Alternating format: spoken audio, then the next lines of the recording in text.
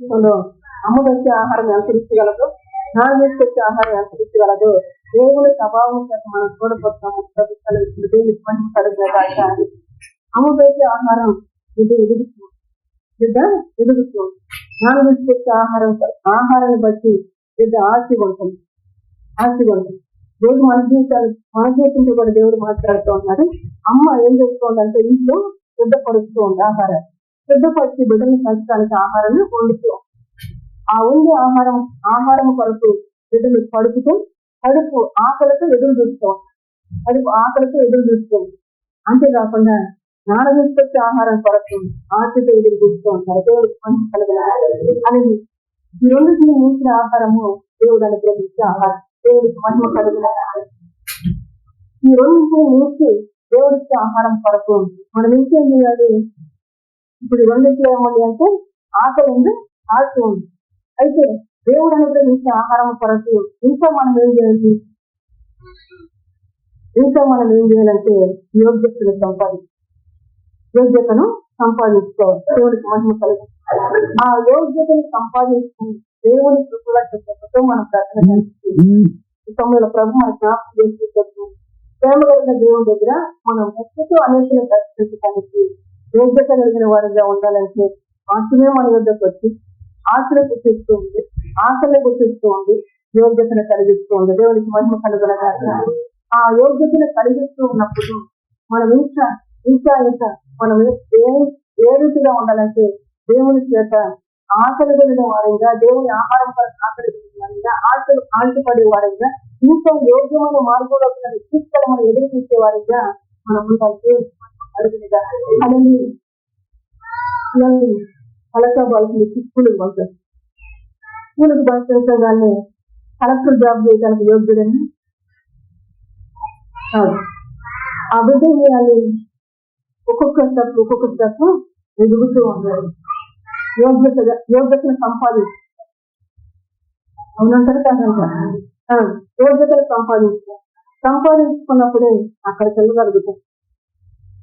ఈరోజు మనం చేసినట్టు కూడా ప్రభు చెప్పేది ఏంటంటే అమ్మ వచ్చే ఆహారం, నాన్న వచ్చే ఆహారం కొరకు మనం ఆశ కొని ఎదురు చూస్తున్నాం.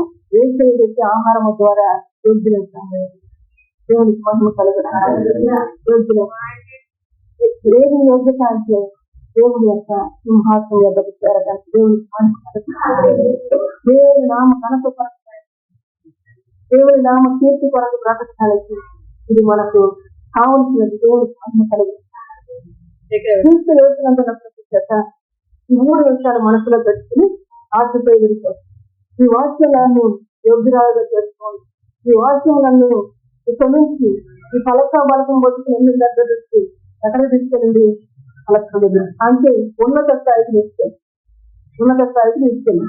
ఎప్పుడు నేర్చుకుంటూ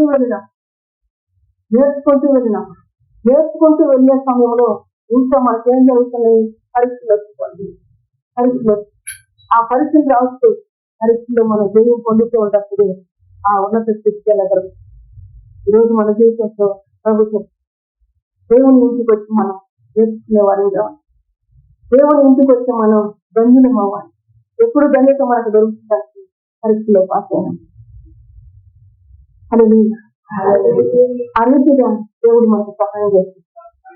ఆయన మన బోధకుడు, ఆయన మన కాపరి, ఆయన మనల్ని పెంచి పోషించేది.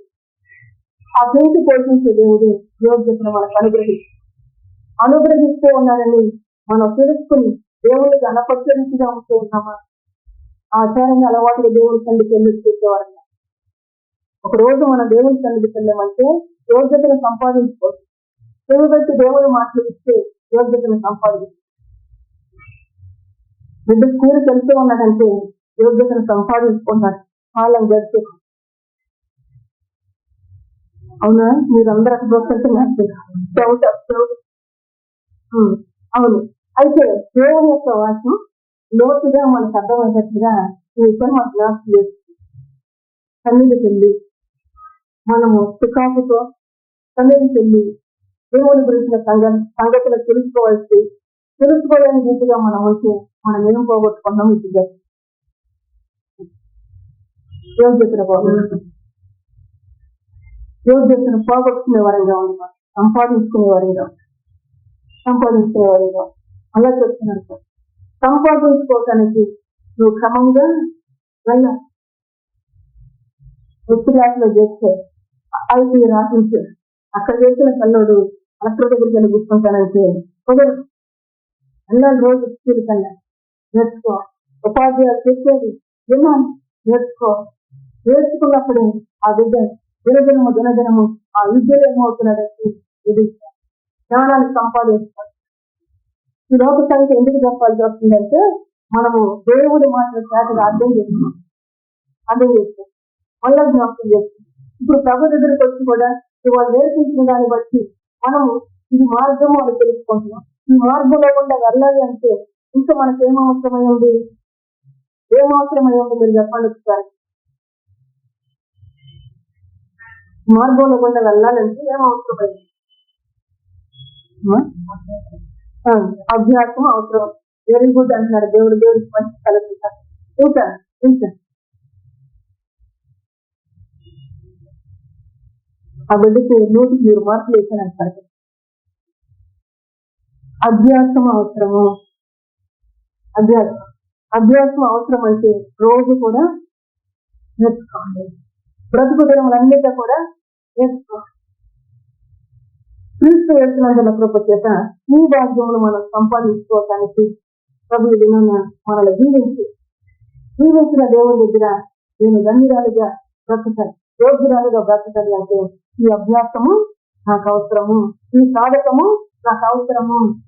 ఈ సాధకము, ఈ అభ్యాసము ఎప్పటి నుంచి ఎప్పటిదాకా మనల్ని కాపాడుతుంది? ఈ యుగం ఉంది రాబోతున్న యుగం. దేవుడికి పని పలకబడుతుంది. సంఖ్యలు తెచ్చుకోండి. ఆ బిడ్డ ఇక్కడ నేర్చుకున్న దాన్ని బట్టి ఈ భూలోకంలో మాత్రమే ఆ యోగ్యత తర్వాత ప్రయోజనకరమైన బ్రతుకు అక్కడ లేదు. దాన్ని అయితే దేవుని దగ్గరికి వచ్చి అభ్యాసం చేస్తూ ఉన్నప్పుడు, దేవుని దగ్గరికి వచ్చి నేర్చుకుంటూ ఉన్నప్పుడు ఇక్కడను రాబోతున్న ఆ పరలోక సంబంధమైన జీవితంతో మనకి గొప్ప మేలు కలగబోతుంది. దేవుడికి పని కలుగుతుంది. అందుని దేవుడు మనతో మాట్లాడుతున్నాం. ఆ మాట్లాడే మాటల కొరకు ఈ మాటలన్నీ ముందు జ్ఞాపకం చేయాలి. దేవుని ఆత్మ జ్ఞాన వివేకములకు ఆధారమగు ఆత్మ, దేవుని ఆత్మ ఆలోచన బలములకు ఆధారమగు ఆత్మ. తర్వాత చూద్దాం పరిశుద్ధ గ్రంథాలు చూడండి. గ్రంథం 11వ అధ్యాయము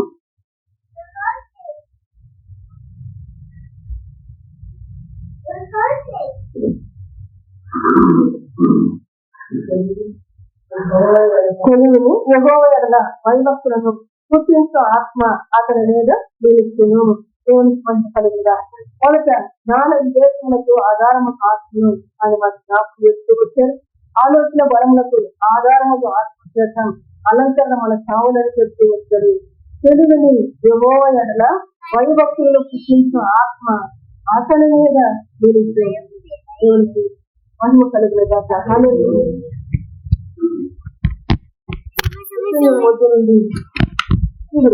ఆ చిగురుకి ఏ లక్షణాలు ఉన్నాయో, ఆ చిగురులో ఉన్న గుణగణాలు ఏంటో, ఆ సుగుణాలు ఏంటో, ఆ సుగుణాల సంపన్న దగ్గర మనమే నేర్చుకోవాలో ఇక్కడ జ్ఞాపకం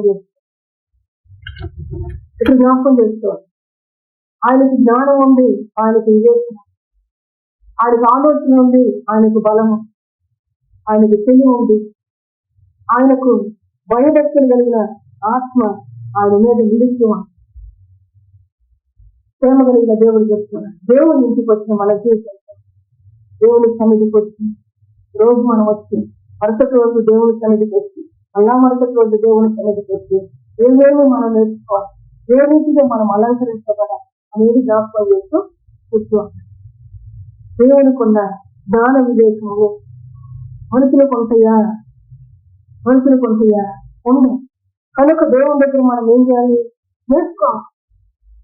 నేర్చుకోవాలి. తర్వాత దేవునికి ఉన్న ఆలోచన బలములు మనుషులకు ఉన్నాయంటే లేవు. ఆయన ఏం చేస్తూ ఉన్నాడు? నేర్పిస్తూ ఉన్నాడు. ఏ విధంగా నేర్పిస్తూ ఉన్నాడంటే పరిశుద్ధ వాక్యాన్ని బట్టి ఆ తెలివి వచ్చినప్పుడు, ఆ బలం వచ్చినప్పుడు మనుషులు ఏ విధంగా ఉంటారనేది నేర్పిస్తున్నాం. దేవుని కూడా చెప్తాం.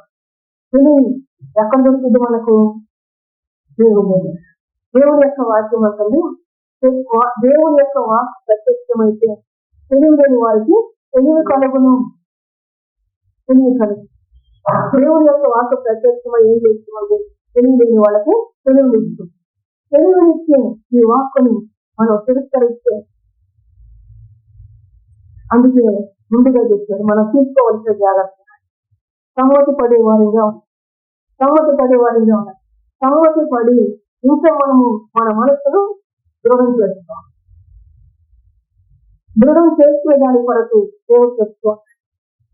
తెలివి ఇప్పుడు మీరు అనొచ్చు, ఆమెకనే తెలివి ఉంది, నాకు తెలియలేదా అనొచ్చు.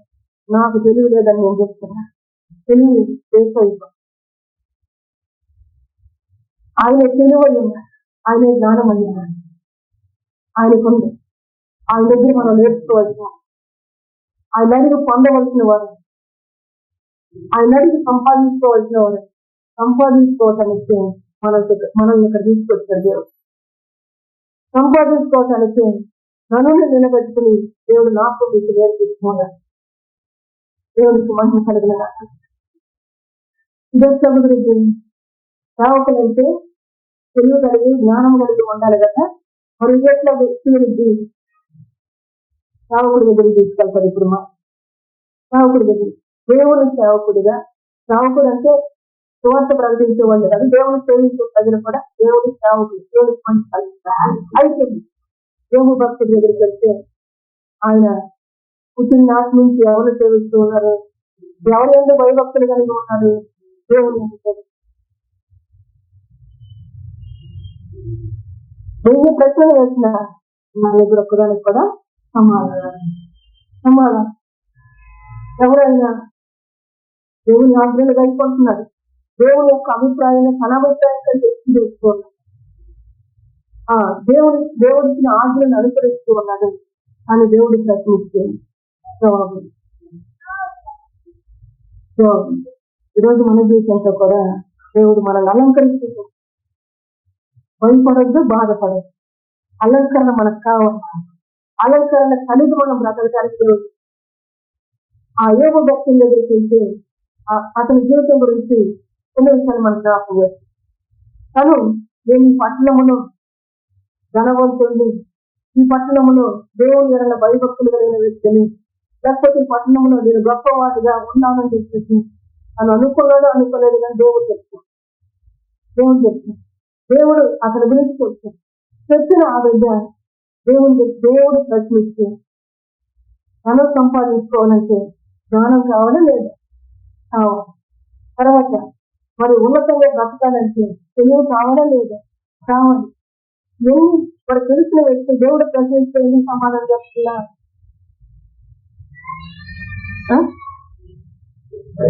దేవుడు ప్రశ్నిస్తే ఎందుకు సమాధానం? దేవుడి దగ్గర ఉన్న జ్ఞానం దైవ జ్ఞానం. ఆ దైవ జ్ఞానం మనం సంపాదించుకోవటానికి దేవుడి నుంచి మనం వస్తున్నాం. దేవుడి నుంచి మనం వస్తున్నాం. దైవ జ్ఞానం వచ్చాక వద్దున్నే వారు దేవుణ్ణి సంతోషపెట్టేవాం. దైవ జ్ఞానం వచ్చాక వద్దున్నే వాళ్ళు దేవుణ్ణి ఆనందపరిచేవాం. దైవ జ్ఞానం మనలోకి రాకపోతే లోక జ్ఞానాన్ని దేవుడు వాక్యం ఏం చేస్తుందంటే అది దయ్యముల జ్ఞానము. ఆ దయ్యముల జ్ఞానం ఏం చేస్తుంది? మనుషుల్ని తిరిగాలుగా మార్చేసింది. అయితే లేఖనం ద్వారా ఇంకొన్ని వివరాలు మనకు తెలుసు. ఏవో భక్తుల్ని జ్ఞాపకం చేస్తుంది. ఆయన తన ఇంటి వారు అందరినీ కూడా కోల్పోయారు. ఒక భార్య మిగిలింది.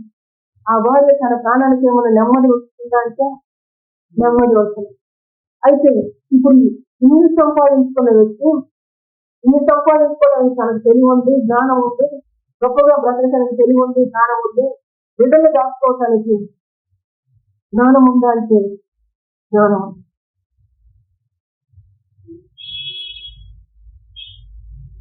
తనకి జ్ఞానం ఉందంటే మళ్ళా చెప్తుంది. ఆ వారి ద్వారా ఆయన ఏమి ఎదుర్కొంటూ వచ్చాడంటే మనం వేదన ఎదుర్కొంటూ వచ్చింది. ఎవరికి కనబడదు. ఆ మాట్లాడిన మాటను బట్టి ఆయన కలుగుతున్న బాధ ఎవరికి కనబడదు. మనోవేదన ఎదుర్కొంటూ వచ్చి ఈ మనోవేదన చెందుతూ ఉన్నప్పుడు ఇతర జ్ఞానం ఏమన్నా పనికొచ్చిందా? మళ్ళా చెప్తున్నా, మనోవేదన చెందుతూ దేవుని మీద ఆశ కొన్నాడు, మనోవేదన చెందుతూ దేవుని అందు ఆకలి కొన్నాడు, మనోవేదన చెందుతూ యోగ్యత కొరకు ఎదురు చూశాడు. అది యోగ్యత కొరకు ఎదురు నా విమోచకుడు సజీవుడు, నేను మళ్ళా నా కన్నులు ఆయన చూస్తాను అంటే తనకు ఇన్ని కలిగి ఉన్న ఏది తనకు అక్కర రాలేదు. కానీ అతడు ఆశలు ఏంటో, అతడు ఆశ ఏంటో, అతడు ఏ యోగ్యత కొరకు ఎదురు చూస్తాడో ఇప్పుడు మనకు అర్థం. వీళ్ళందరూ పోగొట్టుకొని ఒక మాట బయలుదేరి యోగ్యత అంతా ఉందా? నువ్వు దేవుడి కాదయ్యా, ఎన్నితో పలకను, నువ్వు నా దగ్గరికి రావద్దు, నువ్వు నాతో మాట్లాడద్దు అన్నాడు అనుకో, యోగ్యత ఉన్నా సంపాదించుకోవటానికి తన హృదయాన్ని కాపాడుకున్నాడు. యోగ్యతలు సంపాదించుకోవటానికి తన యొక్క ఆశని పెంచుకున్నాడు.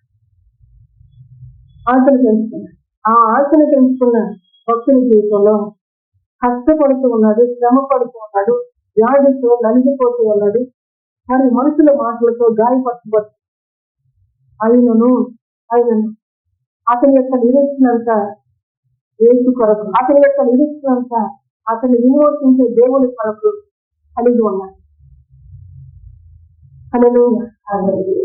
కలిగి ఉన్న భక్తుల ద్వారా మన జీవితానికి తెలుగుని నేర్పిస్తుంది. కలిగి ఉన్న భక్తుల ద్వారా తెలుగు నేర్పిస్తూ మనల్ని అలంకరించడానికి ఆత్మ, తెలుగుతో మనల్ని అలంకరించడానికి ఆత్మ మన మధ్యలో పనిచేయదు. ఆ తెలుగుతో అలంకరించే ఆత్మ అన్ని పోగొట్టుకున్న వ్యక్తి యోగ్యతను పోగొట్టుకోలేదు. కదని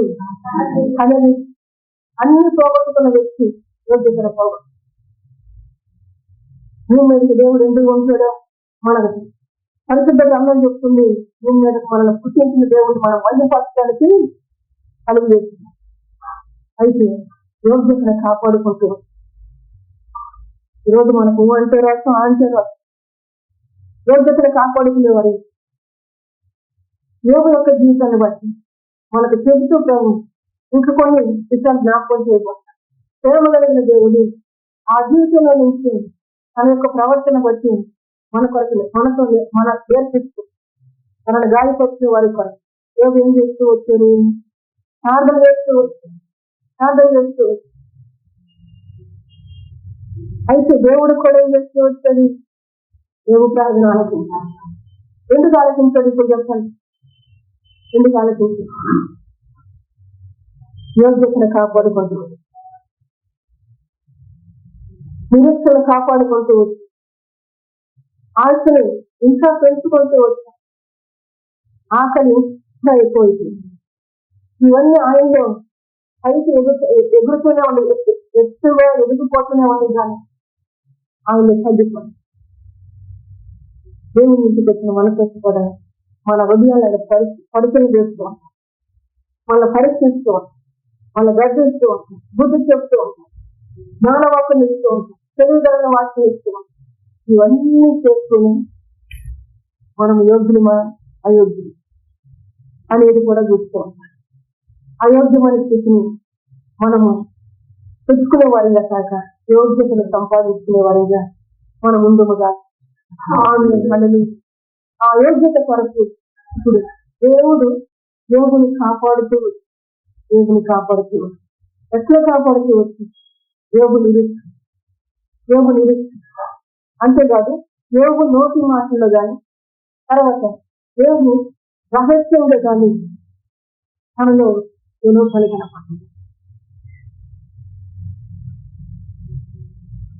మన నోటి మాటల్లో లోపం ఉంటుంది, మన రహస్య జీవితంలో లోపం ఉంటుంది.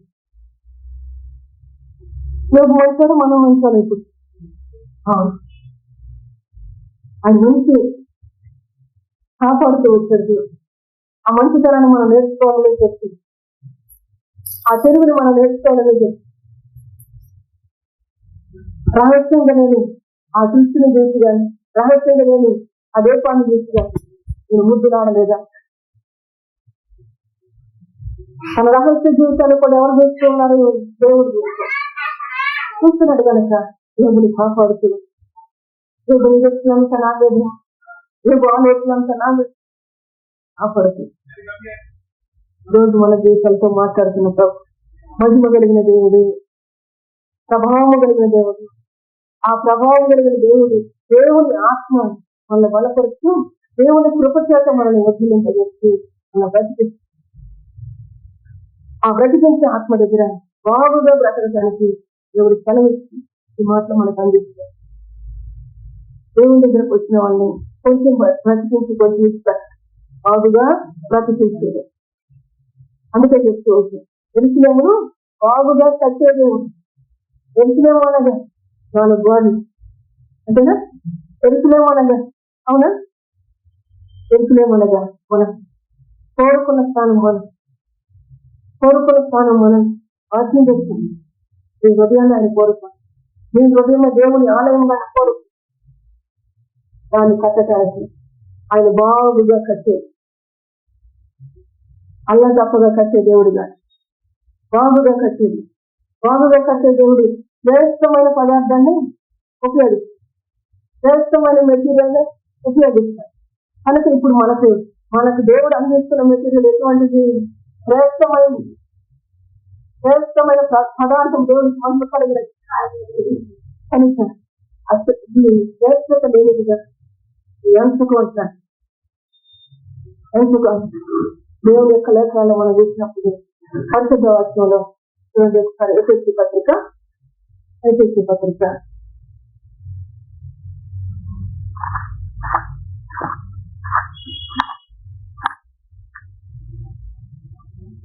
1వ అధ్యాయం 3వ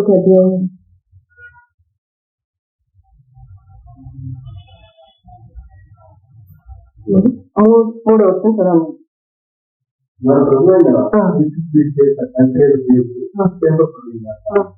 ఆయన క్రీస్తునందు పరలోక విషయములో ఆత్మ సంబంధమైన ప్రతి ఆశీర్వాదం కలుగునగాక.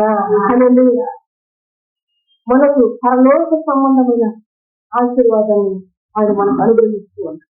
పరలోక సంబంధమైన వీధులను మనకు అనుగ్రహిస్తూ, పరలోక సంబంధమైన శ్రేష్టమైన వీధులు మనకు అనుగ్రహిస్తున్న దేవుని మాటలు ఎప్పుడు కూడా తక్కువగా మనం తీసుకునేవారిని కాదు. ఆ మాటలు ఎప్పుడు ఎక్కువ తీసేవారు కాదు. కట్టేవాడు కట్టడం కడుతూ ఉన్నప్పుడు ఆ కట్టడం కొరకు కలపలు వేస్తూ ఉంటాడు. ఆ కట్టడం సరిగా ఉందా లేదో చూస్తూ ఉంటుంది. యేసు ప్రభువు వారు కట్టేది కూడా అంతే. ఆయన కట్టేటప్పుడు ఆయన కొలతకి జీవవాడు. ఆయన కొలత ఈ గ్రంథంలో ఉన్న వాక్యం మాత్రమే. ఈ వాక్యం వచ్చాక ఆయన కొలుస్తూ ఉంటాడు. ఈ వాక్యం చేత ఆయన కొలుస్తూ ఉంటాడు. రచన కూడా ఈ వాక్యం చేత వాక్యాన్ని ఆయన బోధిస్తూ ఉంటాడు. ఈ వాక్యం ఈ హృదయంలో ఉందా? కొలత ఈ హృదయం ఆలయం కదా. ఈ వాక్యం ఈ హృదయంలో ఉందని కొలతేస్తూ ఉంటాడు. ఆ కొలిసే దేవుని దగ్గర కొలతకి సరి రావాలన్నమాట. పరిశుద్ధ గ్రంథంలో రాయబడుతుంది. జెరుబ్బాబెలు చేతులు ఏముందంటే గుండు నూనె, మందిరాన్ని కడుతాం. ఆ గుండు నూనె ఏం చేస్తాడు? సాగలాగుతుంది. ఈరోజు మనం చేస్తుంటే చెప్తున్నాం. అక్కడ మందిరం కట్టే వ్యక్తి అది సాగలాగుతుంది. ఎందుకొరకు? అంత సమానంగా రా, అంత సమానంగా. ఈరోజు మహిమ కలిగిన దేవుడు కట్టే మందిరం కూడా దేవుడు వాక్యం చేస్తాడు. ఆయన కొలత వేస్తూ, నా హృదయాన్ని కొలత వేస్తూ, నీ హృదయాన్ని కొలత వేస్తూ సాగలాగుతుంది. మర్చిపోవచ్చు. అది మర్చిపోయి మనకు వాక్యం వినటానికి మనకు కష్టం, యోగ్యత సంపాదించుకోవడానికి కష్టం. మళ్ళీ జ్ఞాపకం చేస్తుంది. ఆ వాక్యం వినేదానికి ముందుగా భక్తుడు యోగుడు మనకు జ్ఞాపకం చేస్తుంది. వినేదానికి ముందుగా దేవుని యొక్క ఆత్మ ఏం చేస్తుందో చెప్తూ ఆత్మ మనల్ని అలంకరిస్తుంది. ఒక కట్టనే ఉంటుంది, అది పిచ్చిగా కట్ట చూసే వాళ్ళకి అందంగా కనపడుతుంది.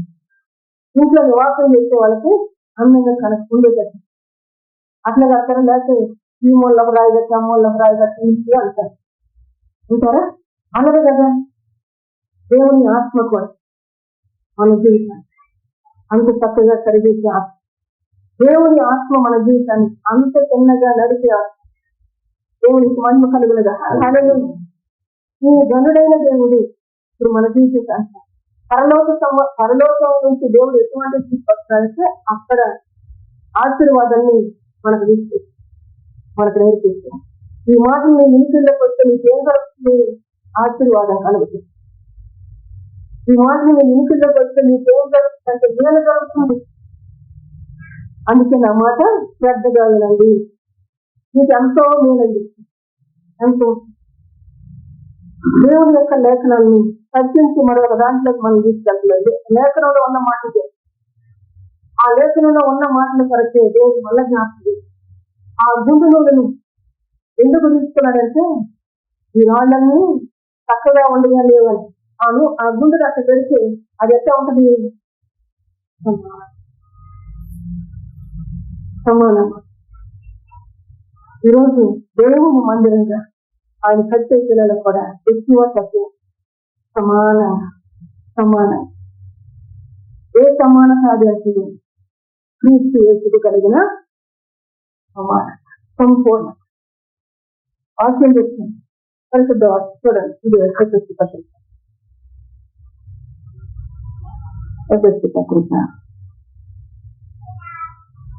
4వ అధ్యాయము 11వ వచనం.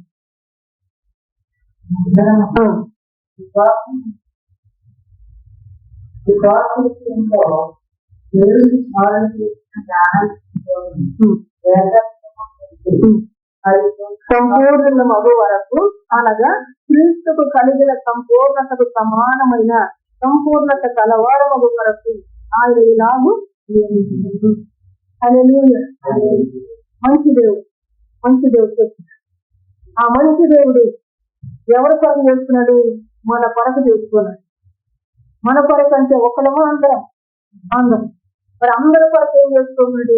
ఈ వాక్యాన్ని పొలవద్దగా పెట్టి ఆ వాక్యం అని అందరినీ ఆ సమానతలో తీసుకోవాలి. గోడ కడుతూ ఉన్నారు. ఒక రాయిని లోపలికి పెట్టి ఒక రాయిని బయటకు పెడితే అది తీసుకుని గోడ అంటారు. మళ్ళీ కలిసి ఆ ఇల్లు నిలిచేటట్ల నిలిచేటట్లుగా దేవుడు కట్టేటట్లలో మనం నిలిచేటట్లుగా ఆయన మనం సరిచేస్తూ ఉంటాం. ఒకవేళ ఎక్కువ తక్కువ వచ్చిందనుకో అటాటి మేసుడు ఏం చేస్తాడు? తను అంత నరికేస్తాడు. మళ్ళా చెప్తాను, దేవునికి కలిగిన మనమందరము ఈ శ్వాస విషయంలోను దేవుని కుమారుని గుర్చిన జ్ఞానం విషయంలోను దేవుని కుమారుని గుర్చిన జ్ఞానం విషయంలోను ఏకత్వము పొంది అందరూ ఏకత్వం పొందారు. విశ్వాసములో ఇదంతా కుదిరితే అంటారా? ఎవరు చేస్తుంది ఈ కార్యాన్ని? ఆయన చేస్తున్నారు. ఆయనకు అసాధ్యమైంది. ఆయనకు సమస్తము సాధ్యమన్నారు. ఆ ప్రభావం ఏంటో మనం వెరగటానికి ముందుగా ఒక మాట జ్ఞాపకం చేస్తాం. దేవుని ప్రభావాన్ని మీరు చూస్తారా? ఆ ప్రభావం చూడటానికే చెప్తాం. దేవుని యొక్క వాక్యను ఇక్కడ ఒక ఇటుక పెట్టాం. ఈ ఇటుకను లోనకు జరిపి ఇంకొక ఇటుక పెట్టాం, లోనకు జరిపి మళ్ళీ 3వ ఇటుకను పెట్టి అవతలకు జరిపితే ఈ కథలో ఇటుద్దా అంటే ఇది పడితే అసలు అది బండబడి ఇది బండబాటు అంత ఏకత్వంలోకి రా. అందుకే దేవుని యొక్క లేఖనాలు చెప్తాను. ఇరిమియా గ్రంథంలో రాశాడని మనల్ని విడవకోకుండా కృప వెంట కృపను అనుగ్రహిస్తూ వేరు చేస్తూ ఏక ఆత్మ చేత ఏక మార్గంలో నడిపించే దేవుడు ఆయన. హల్లెలూయా. ఇప్పుడు అలంకరించే ఆత్మ ఏకాత్మ. ఆ ఏకాత్మ చేత ఏ మార్గం నడిపిస్తాడు? ఏక మార్గంలో నడిపిస్తాడు. ఏక మార్గంలోకి రాకపోతే నువ్వు వంకరి వాడవు, నువ్వు వంకరి వాడవు. లేఖనాలు చెప్తుంది, వంకరవన్నీ చిన్నన కావాలి, గరుకువన్నీ నున్నన కావాలి. ఈ దేవుని లేఖ, ఈ లేఖనానికి ఏముంది? ఎక్కువ. ఈ లేఖనానికి బలం ఉంది. ఆ నున్నన కాకపోతే, ఆ చిన్నలైంది కాకపోతే అది ఆ స్థానంలో ఉండదు. ఆ స్థానంలో ఉండదు. స్థానంలో నిలపడానికి దేవుడు చెప్తూ ఉన్నాడు. యోగ్యతను నిలపడానికి దేవుడు చెప్తూ ఉన్నాడు. ఆ యోగ్యతను నిలిపేది ఉంది. మనము జాగ్రత్త పడాలి. అందుకే జ్ఞాపకం చేస్తూ పిల్లవాడిని స్కూల్కి పంపిస్తూ ఉంటాడు. వాడికి ఇచ్చేది ఒక పలక, ఒక బలకం మాత్రమే. ఆ పలక బలకం సరిగా తీసుకుని సరిగా స్కూల్కి వెళ్తేనే ఉన్నత స్థాయికి వెళ్తాను.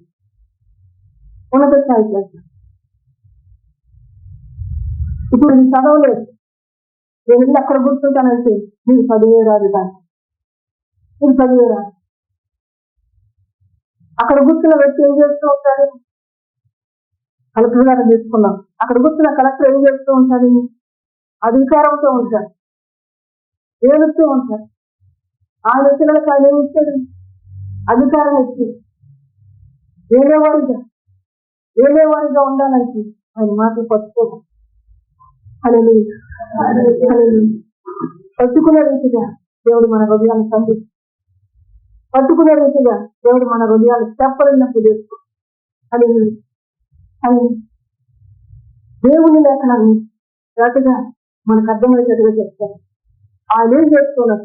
శ్వాసము విషయంలోనూ దేవునికి వచ్చిన జ్ఞాన విషయంలోనూ ఏకత్వం పొంది సంపూర్ణ పురుషుల వరకు అనేది అనగా క్రీస్తులకు కలిగిన సంపూర్ణతకు మనం ఏం కావాలంట? సంపూర్ణ పురుషులు కావాలి. పురుషుడికి ఏముంది? అధికారం. అందుకని ఇప్పుడు అధికారానికి మనం రాజధాని చెప్తున్నాడు, సంపూర్ణ పురుషులన్న.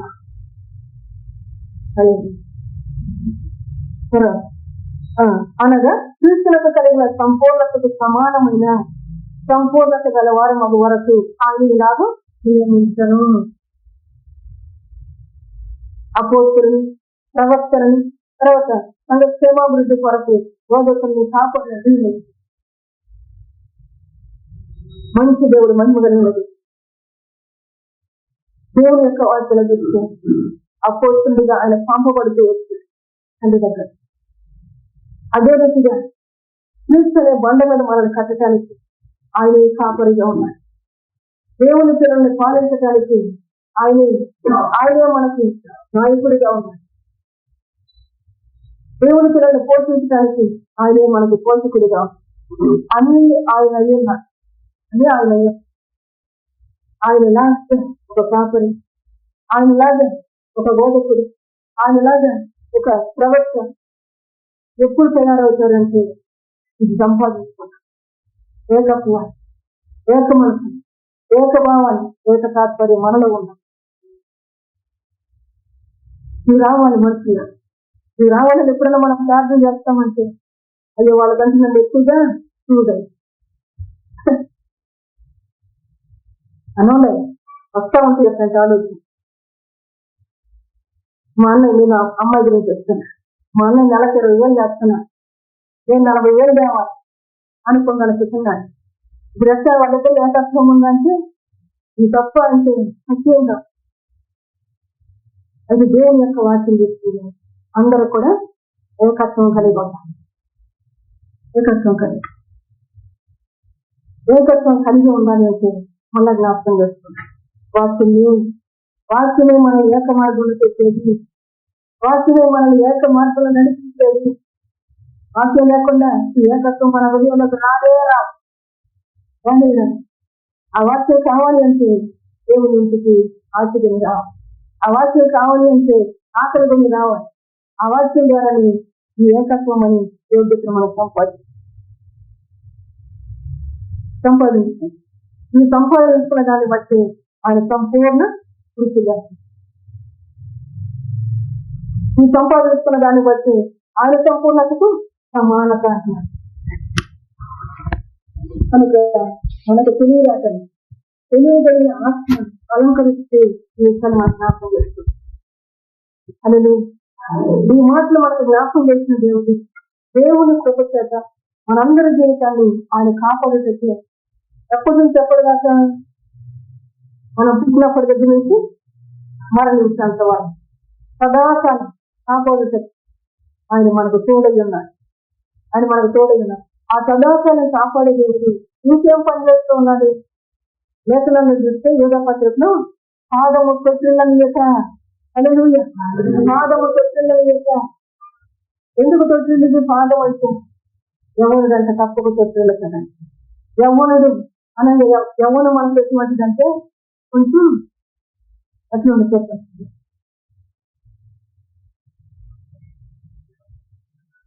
దానికి ఎక్కువ ఉద్రేకం ఎక్కువ ఉంటుంది. యవ్వన రక్తం అంటారు. ఆ ఉద్రేకం ఎక్కువ ఉంటుంది.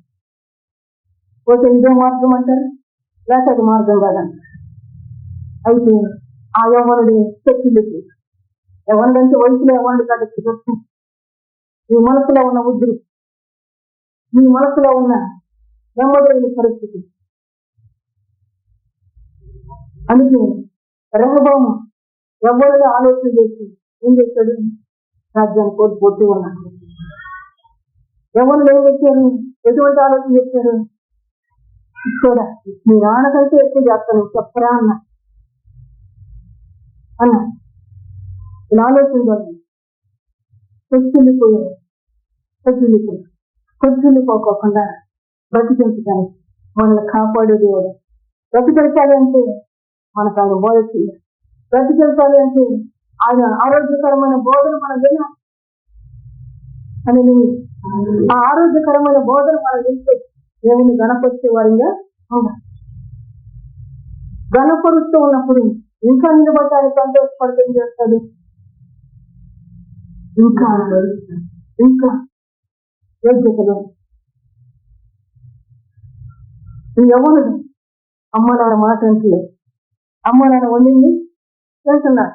నాన్న వచ్చేది ఆశతో ఎదురు చూసి తెలుసున్నారు. మాట వినని ఈ యవ్వనుడు తొట్టిల్లిపోతాడా? మాట వినని ఈ యవ్వనుడు పాడైపోక, మాట వినని ఈ యవ్వనుడు బాగుపడతాడు. పాడైపోతాడు, తొట్టిల్లిపోతాడు. ఈరోజు మన దేవుడు పాడు కానివనదు, తొట్టిల్లి పోనుకోకుండా కాపాడే దేవుడు. హల్లెలూయా. ఆ కాపాడే దేవుడి దగ్గర మనం సాగిపడి నమస్కరించవలసిన. ఎందుకు వస్తున్నాం దేవుని సన్నిధికి? దేవుని సన్నిధిలో ఉన్న శ్రేష్టత ఏంటి? దేవుని సన్నిధిలో ఉన్న ఆశీర్వాదం, దేవుని సన్నిధిలో ఉన్న మనం ఏం సంపాదించుకోవాలి? ఈ మాటలన్నీ మనకు తెలివించే మాట, తెలివించాక అలంకరించే ఆత్మ. అనేది ఆ తెలివించాక అలంకరించే ఆత్మ నాకు కావాలయ్యా అని మనం ప్రార్థన చేస్తూ ఉన్నామంటే,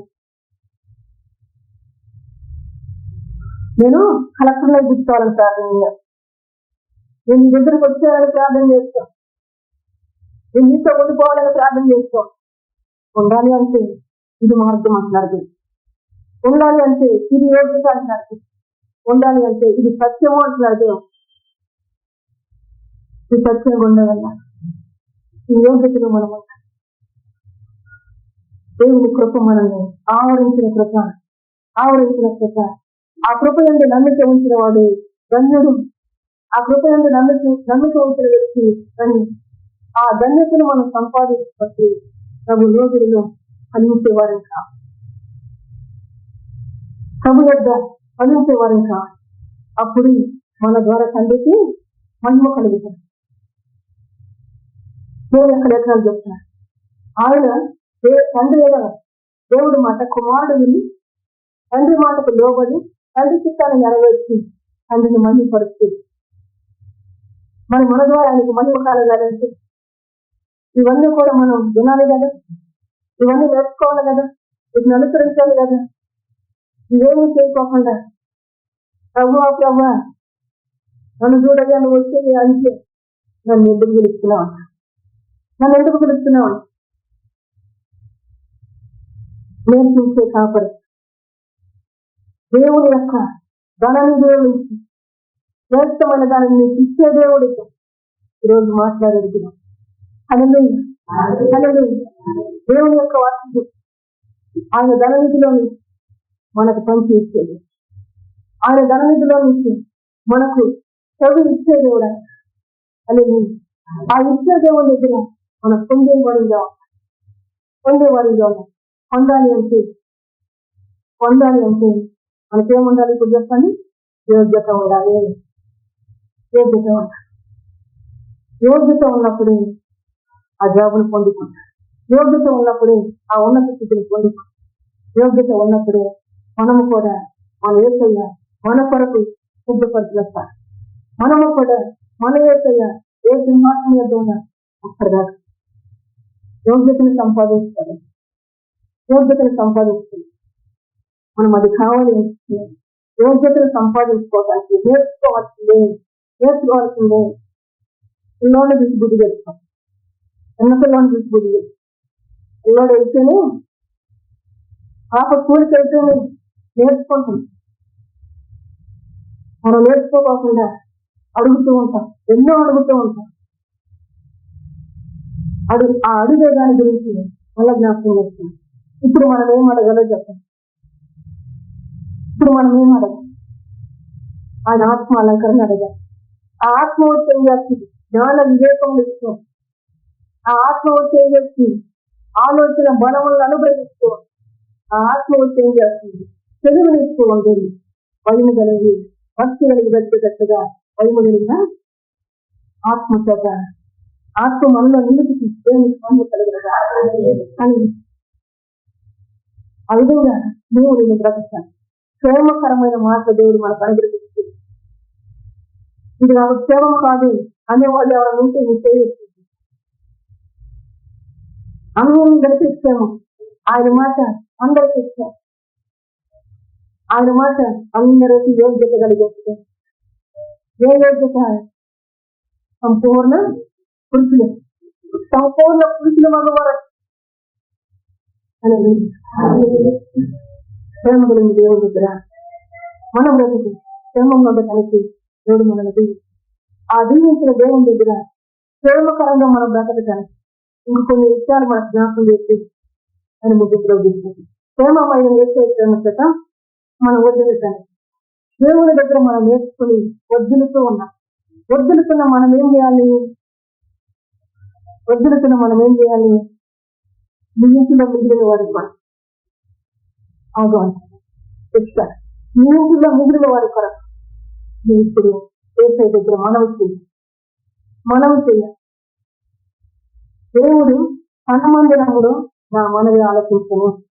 ఎప్పుడు ఆలోచిస్తున్నాడు? మనవి నువ్వేం తెలుసుకోవాలి అది తెలుసుకుని నాది తప్పు, నేను చేస్తున్న తప్పు అని నువ్వు తెలుసుకున్నా. అప్పుడు దేవుడు మన వాళ్ళకి నాతో పాటు వచ్చేవాళ్ళు ఈ యోగ్యతను సంపాదించుకోవాలి. నాతో పాటు వచ్చేవాళ్ళు ఈ సంపూర్ణ పురుషులుగా కావాలి. నాతో పాటు వచ్చేవాళ్ళు దేవుని కలిగిన సంపూర్ణతలకు రావాలి. ఆయన దగ్గర నేర్చుకునే మనసు నా ఇంటి వారికి ఇవ్వాలి. నేర్చుకునే మనసు నా తోటి వారికి ఇవ్వాలి. ఎవరు చేయాల్సిన పని నేర్చుకుంటాం మనం చేయాలి. నువ్వు అడుగు, నేను అనుగ్రహం చూపిస్తానంట. నువ్వు అడుగుతూ అనుగ్రహం చూపిస్తాను.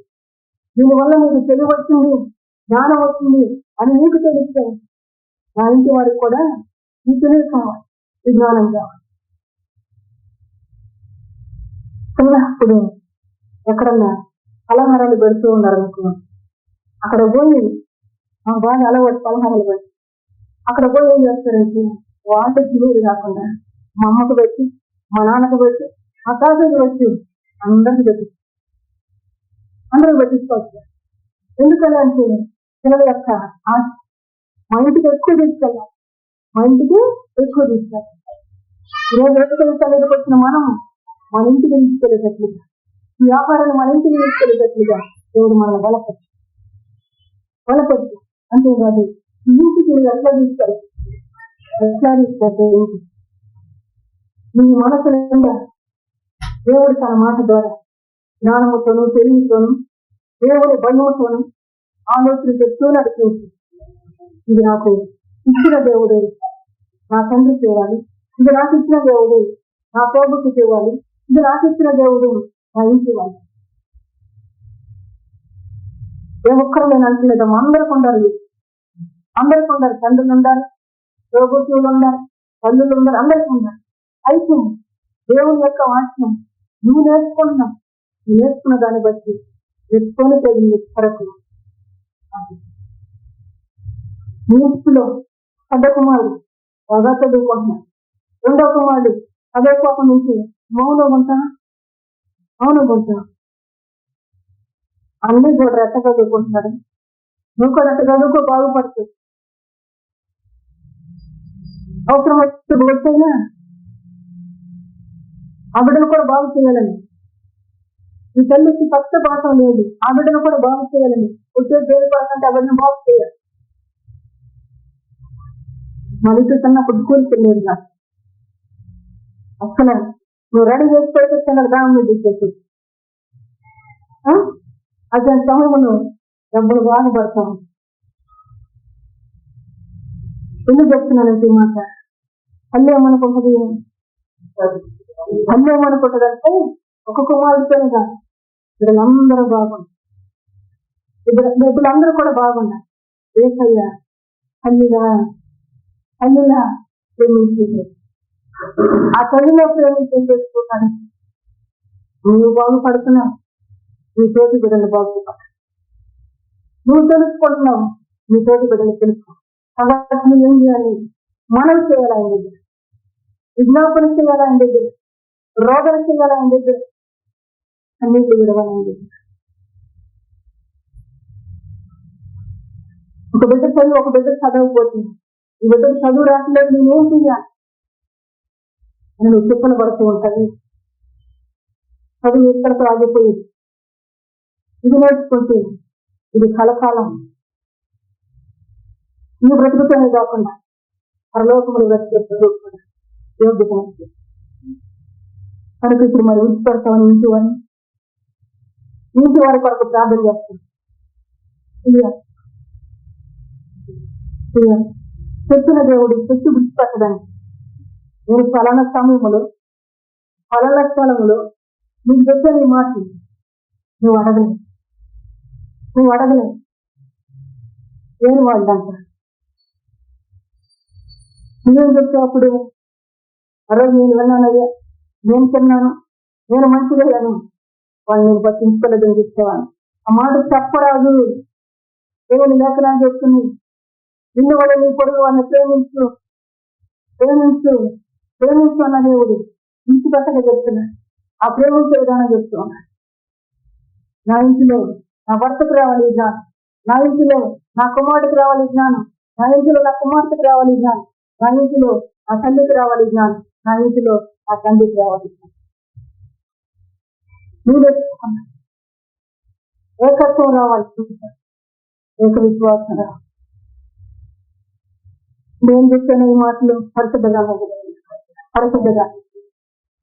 గ్రంథంలో ఉన్నది దేవుడు. ఇప్పుడు మనమేమో నిమిషాన్ని కనుక తెలుసుకుంటే వాళ్ళేమో ఏకలు సన్నిధంటేనే ఇష్టం లేదన్నట్లు వాళ్ళు బ్రతుకు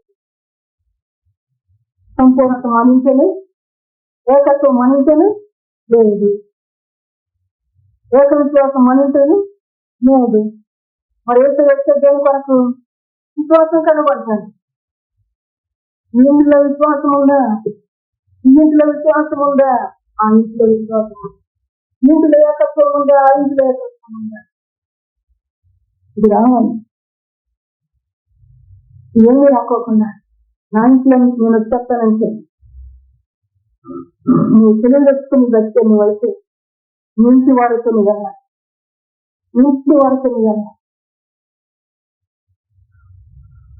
అది దేవుడు మనకు చెప్తున్నా. దేవుని యొక్క మంచిగా అందుకే ఆయన ప్రార్థన చేస్తూ వచ్చాను. నువ్వు నన్ను ప్రేమించి నీ చిత్తాన్ని నువ్వు నెరవేర్చడానికి నువ్వు నాకు సహాయం చేస్తూ వస్తే నీ మహిమ చేత నన్ను నడిపి అదే విధంగా ఆ బిడ్డలు కూడా బ్రతికి రావాలని నా మహిమను నేను వారికి ఇచ్చేయమంటున్నాను. ఏసైలో ఉన్న మనసు ఇప్పుడు ఏకమన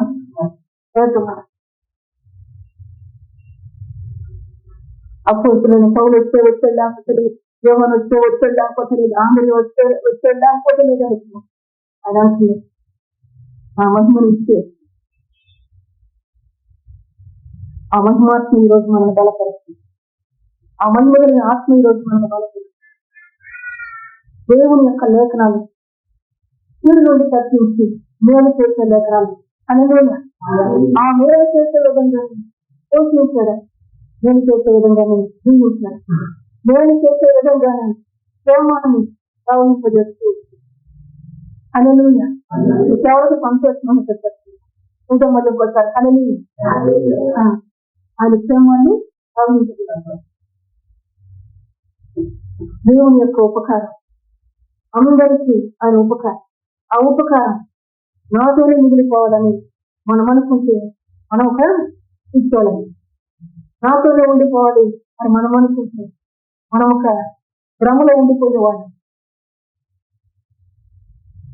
ఈ మాటలు ఏమి దేవుడు అందరికీ ఉపకారం, అందరిపై తన ఆత్మలకు కుమరిస్తాడు, అందరిని కడతాడు, అందరిని నిలబెట్టుకుంటాడు అని విని నా ఆత్మ ఒక దినాన దేవుని యొక్క వాక్యం ధ్యానం చేసుకుంటూ దేవుని యొక్క వాక్యాన్ని ఇచ్చి ఆ వాక్యాన్ని నేర్చుకుంటూ మోరున ఏడ్చింది. నా ఆత్మ ఏడ్చిన దినాన నా దేవుడు నాకు బలపరిచి సంఘమును బిడ్డను దర్శిస్తూ వచ్చి అని ఎందుకు అనగా నీలో రావాలి లేదు, నీలో ఉండాలి ఇస్తే నేను పొందిన దైవాత్మను నా ఇంటి వారు పొందకపోతే ఆ ఆత్మ నడిపించి వారికి లేకపోతే, ఆ ఆత్మ చేత నడిపించబడకపోతే వారు తీర్చువారు కారు అని చెప్పాం. మరి నువ్వు కలిసి మెలిసి జీవించిన నీవు ఇంటి వారిని తీర్చేవారు కాకుండానే వదిలిపెట్టి వెళ్ళిపోతావా?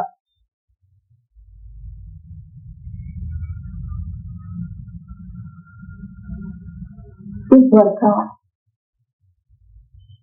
కావాలి అంటే ఆత్మ అందరిని కూడా ఏకం చేశాను. ఆ విషయాన్ని చెప్పిన విషయాన్ని బట్టి దేవుని దగ్గర కన్నీళ్ళు విడిచాం.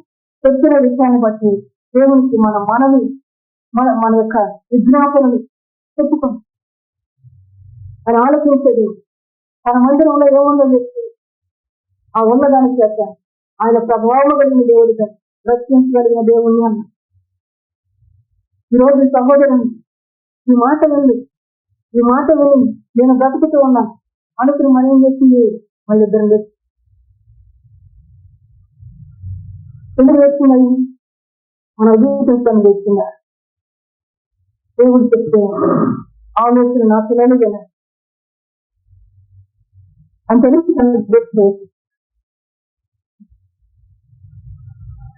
విన్నాం మనమందరం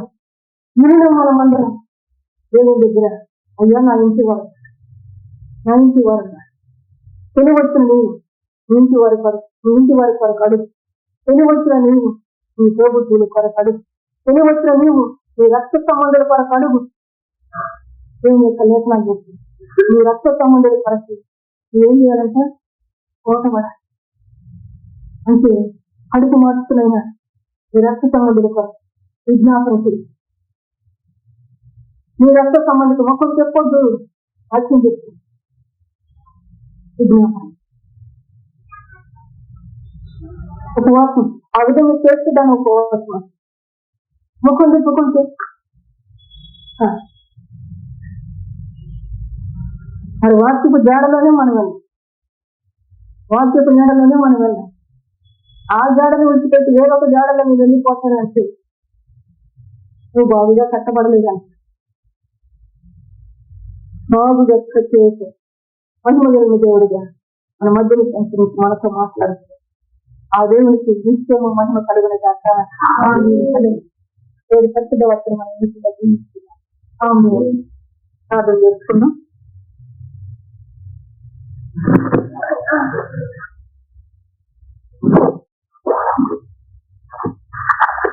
నీతి దేవుడిగా మహిళ తండ్రిగా తన మహిళాత్మ చేత మనల్ని ఆవరించి ఆత్మను అనుగ్రహించే తెలివిని ఆత్మ అనుగ్రహించే భయముతో దేవుని ఆత్మ చేత మనల్ని అలంకరిస్తే ఈ భయం నీలోకి వచ్చిందా, ఈ భక్తి నీలోకి వచ్చిందా, ఈ తెలుగు నీలోకి వచ్చిందా, అది ఏదైతే నీవే మనవచ్చు.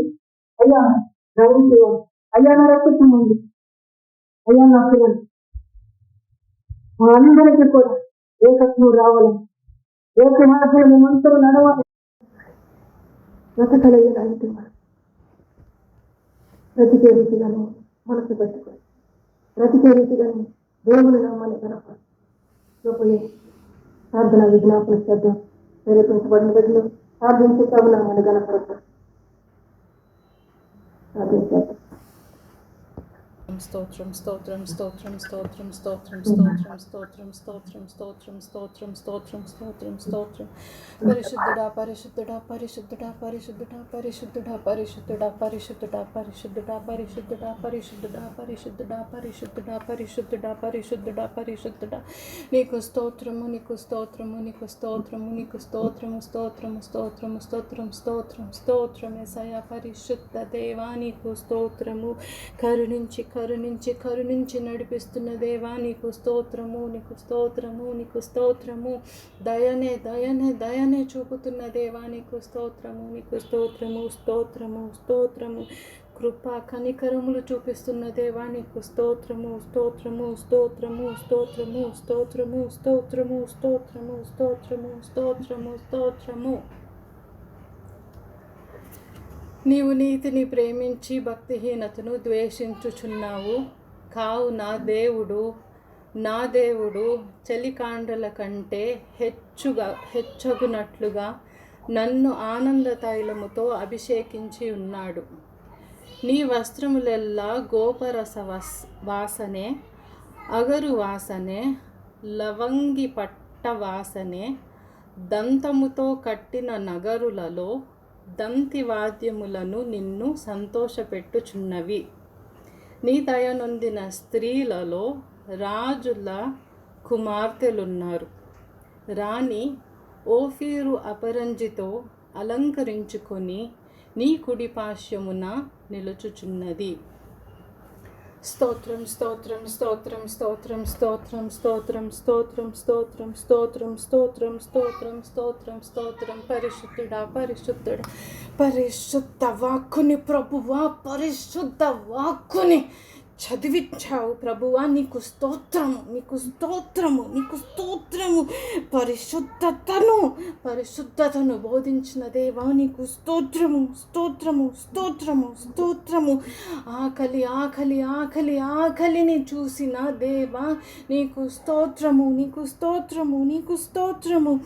ఆకలిని బట్టి తెలివినిచ్చిన దేవా, తెలివి జ్ఞాన వివేచనములు ఇచ్చిన దేవా నీకు స్తోత్రము నీకు స్తోత్రము నీకు స్తోత్రము. నీ స్తోత్రములు ప్రభువా.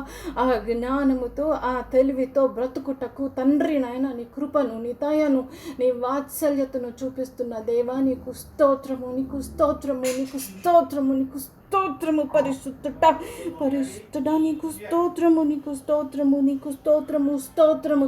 ఇదిగో ప్రభువా, ఆ జ్ఞానము కొరకే ప్రభువా నీ బిడ్డల కొరకు ప్రార్థిస్తున్నానేస్తయ్యా. ఆ జ్ఞానముతో నింపు, ఆ నడుపును నింపు ప్రభువా, నువ్వు నింపేస్తయ్యా. నడిపించే దేవుడవు నీవు, నడిపించే దేవుడవు, తెలివిని ఇచ్చి నడిపించే దేవుడవు. ఆజ్ఞను ఇచ్చి ప్రభువా నువ్వు నడిపించే దేవుడవు. నీకే స్తుతి నీకే స్తుతి నీకే స్తుతి. స్తోత్రములు స్తోత్రములు స్తోత్రములు స్తోత్రములు స్తోత్రములు. ఆశీర్వదించబడ్డారు ఆశీర్వదించబడ్డారు యేసు నామములోనే ఆశీర్వదించబడ్డారు అంటున్నాడు యేసయ్య. స్తోత్రము స్తోత్రము స్తోత్రము స్తోత్రము. సమ్మతి సమ్మతి సమ్మతి సమ్మతి సమ్మతి సమ్మతి సమ్మతినే చూస్తున్నాడు ప్రభు. ఆమెన్. పరిశుద్ధుడు ప్రేమ దేవుడు మన యొక్క జ్ఞాన వివేకములతో మన ఆత్మను